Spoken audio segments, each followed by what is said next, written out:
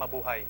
Ngayong araw ay dumating na sa Pilipinas ang reyna ng Pontanya na si Furina de Fontaine para sa kanyang 7 araw na state visit. Inaasahan ni Pangulong Estrada na aangat ang kooperasyon ng dalawang bansa sa komersyo, seguridad, turismo at migrasyon. Mamaya, ipapakita rin namin ang eksklusibong panayam kay Furina at kay Novelet, ang High Judge ng Pontanya. Sa ibang balita, nahuli na sa Naik, Cavite,